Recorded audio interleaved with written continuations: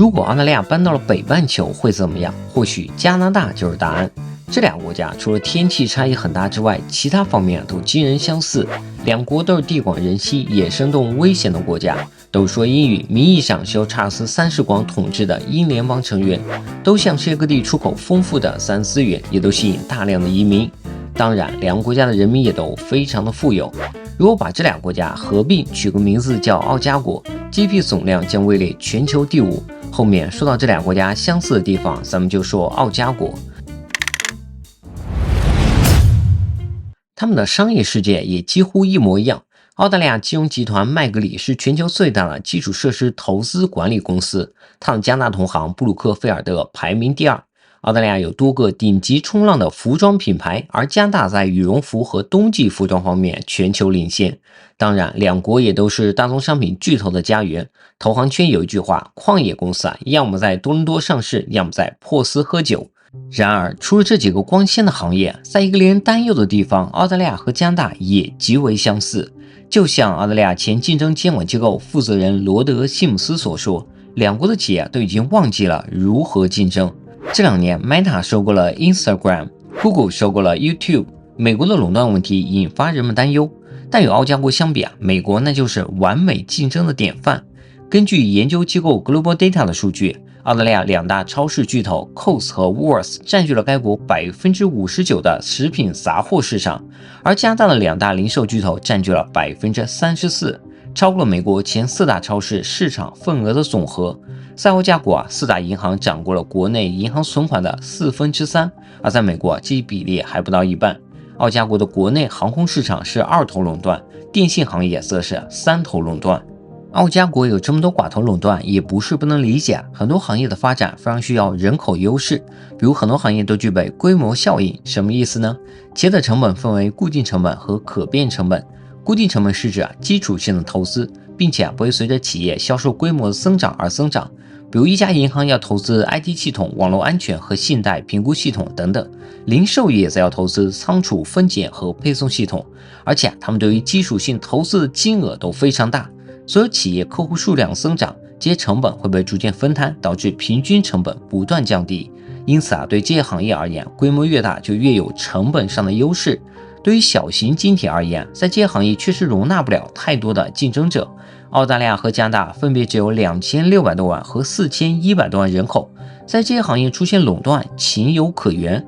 但我们进一步看，澳加国的国家冠军企业尤其是在零售和银行业，其利润率明显高于美国的同行，这说明背后并不是利润在作祟。澳加国的反垄断制度软弱无力，导致行业集中度上升。澳洲的零售品牌 Woolworths 并购酒类连锁 Dan Murphy 的时候，澳洲政府虽然提出担忧，但并未阻止。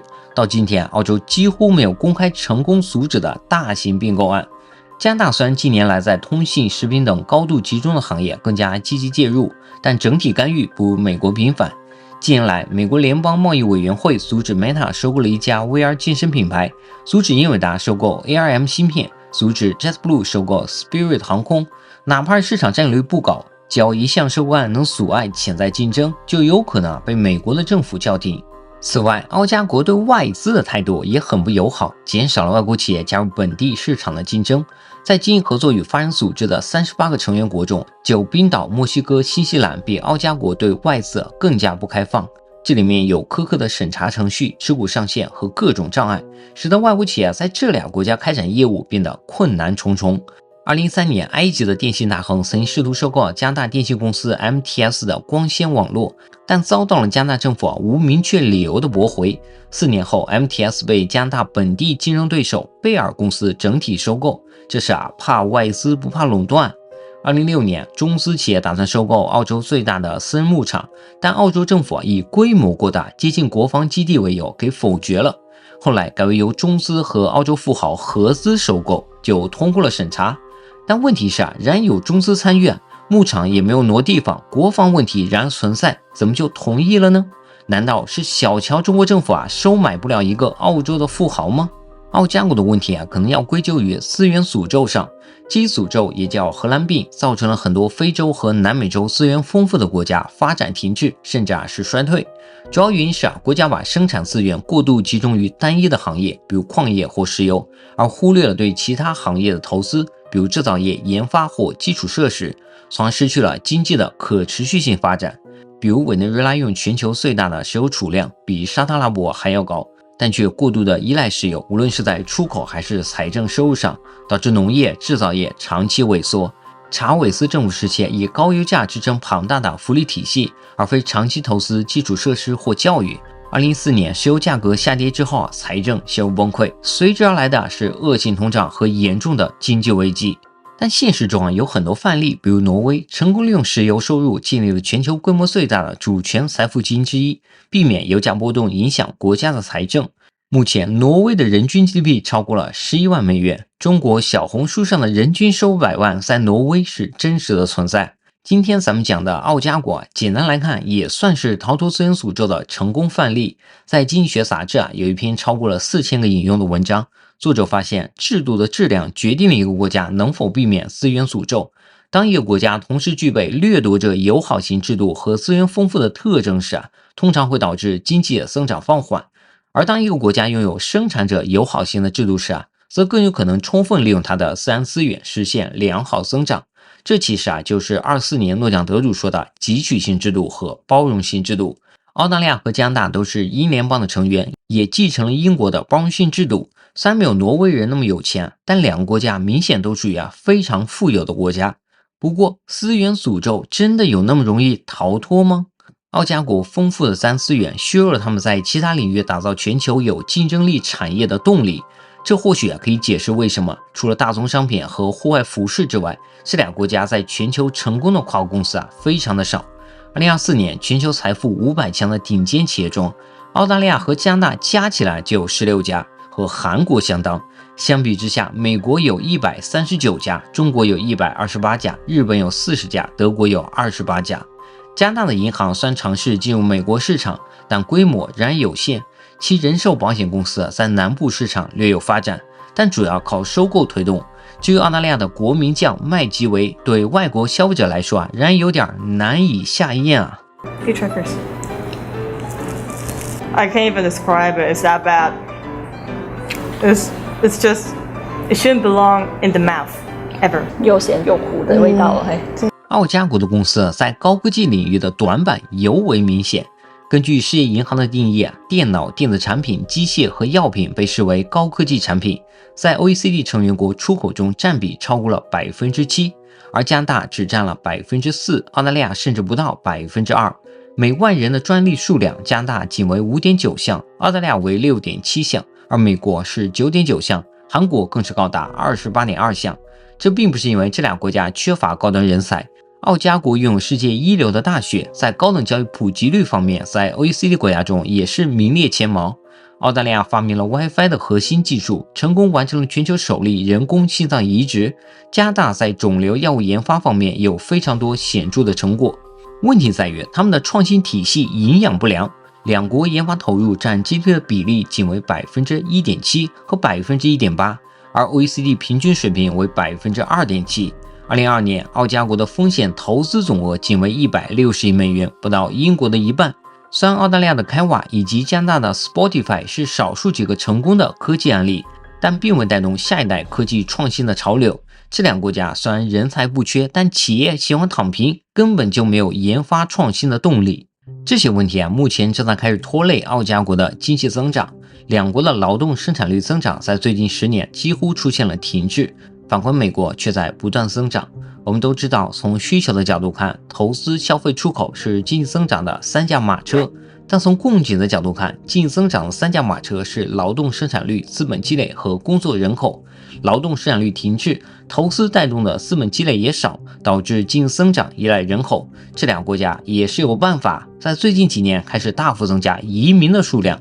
移民数量占总人口的比例在 OECD 国家中名列前茅，仅次于新西兰。但增加移民却不是万能药，而且还有副作用。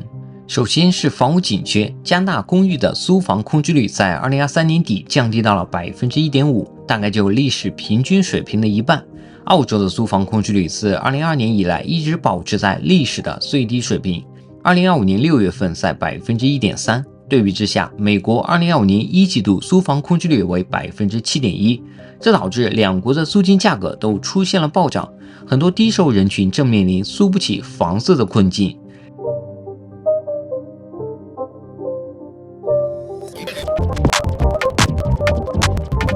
其次医疗资源短缺、教育资源短缺、通勤时间显著上升，都是在没有准备好的情况下快速增加移民数量带来的副作用。最近，澳洲和加拿大几乎又同时开始了逐渐收缩移民数量的计划，有点面多了加水，水多了加面的味道。不过虽然诅咒这个词儿对于生活在澳洲和加拿大的人来说可能只是一种经济学上的学术讨论。在我澳洲视频的评论区有一种评论特别多，说澳洲经济无比强大，非常坚韧，瘦死的骆驼比马大等等。这话你乍一听其实还蛮有道理。毕竟在全球人口超过2000万的国家中，只有美国的人均收入高于澳洲和加拿大，澳洲第二，加拿大第三。房价就算这2年飙涨，从房价收入比的角度看，也是比中韩这些东亚的经济大国便宜不少。但过去澳洲和加拿大可是比美国还要有钱。由于21世纪初期商品价格飙升，两国的人均 GDP 一度在2010年代初期以美元计价超过了美国，但如今却被美国远远甩在了身后。这种对资源出口依赖的命运在未来几十年可能会变得更加动荡。加拿大依赖石油和天然气出口可能会因为全球碳中和的进程而受到冲击。澳大利亚拥有大量绿色转型所需要的铜矿和锂矿，因此影响相对较小，但它对中国出口商品的高度依赖仍然构成风险。2020年，中国开始对澳大利亚的煤炭、木材等产品实施限制，似乎是为了报复澳大利亚政府当时要求就新冠病毒来源展开国际调查。尽管这些限制已大幅放松，澳大利亚在当时的表现出人意料的坚韧。然而，许多经济学家现在预计中国的长期经济增速将放缓，这对澳大利亚将是沉重的打击。最后老沙想说，这个世界变化的很快，200年前的日不落帝国如今人均收入还不如澳洲和加拿大这2个殖民地。30年前富有到要买下整个美国的日本，现在被迫进入了低欲望社会。10年前高速发展的中国，如今年轻人找一份糊口的工作都要卷成牛马。